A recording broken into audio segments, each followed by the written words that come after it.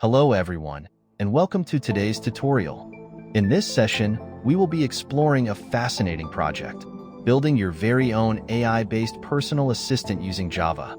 This assistant will be capable of understanding basic commands and responding accordingly. We'll learn about speech recognition, natural language processing, and how to integrate these features into a Java application. Before we dive into coding, let's take a moment to understand the components we will be using. Our personal assistant will utilize Java libraries to handle speech recognition and natural language processing.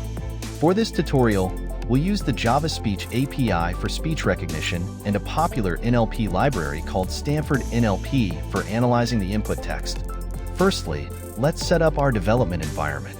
Make sure you have Java Development Kit, JDK, installed on your machine. You can download it from the official Oracle website.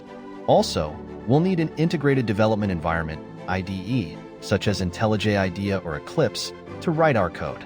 Next, we need to add the necessary libraries to our project. For speech recognition, we'll be using the FreeTTS library, and for natural language processing, we'll employ the Stanford Core NLP library. You can download these libraries from their respective websites or add them to your build.gradle or pom.xml file if you're using Maven. Now that we've set up our environment and dependencies, let's begin coding. We will start by creating a main class that will serve as the entry point for our application. Create a file named assistant.java. In this file, we will include the main method and set up the basic structure of our assistant. Great! Now we have a basic structure ready. Let's implement speech recognition functionality. We are going to use the CMU Sphinx speech recognition library for this functionality. First, we need to initialize the recognizer. So, let's add the necessary imports at the top of our file. Now, let's set up the configuration for the speech recognizer. This involves specifying the acoustic model, dictionary, and language model. Here's how to do it. Once we have set up the recognizer, we can now listen for speech input. We will create a method that starts the recognizer and processes the speech result. If the recognizer hears a command, it will handle that command in our application accordingly.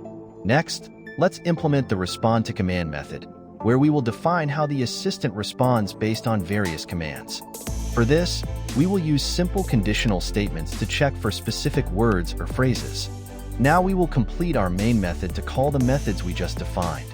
It's important to initialize the recognizer and then start listening for commands. Let's put it all together. Great! Now, let's run our application and do some testing. Make sure your microphone is working and simply speak the commands we defined, hello, or what's the time. You should see the appropriate responses printed in your console. Now that we have basic command recognition working, let's enhance our assistant by adding natural language processing capabilities. By integrating the Stanford NLP library, we can analyze the intent behind a user's query to provide smarter responses.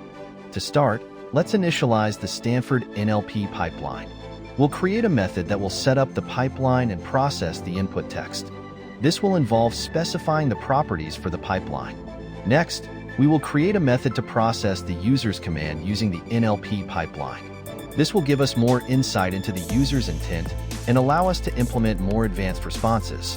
Let's modify the respond to command method to incorporate our NLP analysis. Instead of checking directly for the command, we will call the NLP processing method to improve our response mechanism. Now we can run our application again with the enhanced capabilities. With NLP integrated, the assistant should be able to understand variations of commands, such as, "Can you tell me the time?" or "Hey assistant, what's the current time?" As we move forward, let's improve the assistant by implementing a feature to fetch the actual time when the user requests it. We can achieve this using Java's built-in local datetime class. We'll create a method that returns the current time in a readable format. Here's how you can do this. Next, we will modify our response logic in the respond to command method to call this new time method when the user asks for the time. Now let's run the complete application one more time. Test out the time command variations, and your assistant should respond with the current time formatted perfectly. To wrap up, we've built a functional AI-based personal assistant using Java. We started with basic speech recognition, integrated advanced features with natural language processing, and even incorporated time-fetching capabilities. But this is just the beginning. There are many improvements and features we can add from here, like internet search capabilities, setting reminders, or controlling smart devices. I encourage you to experiment with the code, try to implement new features, and share your experiences with us. Don't forget to check out the resources in the description for the libraries we used today, and feel free to ask questions in the comments below. If you found this tutorial helpful, please like, subscribe, and hit that notification bell for more exciting programming tutorials. Thanks for watching, and happy coding!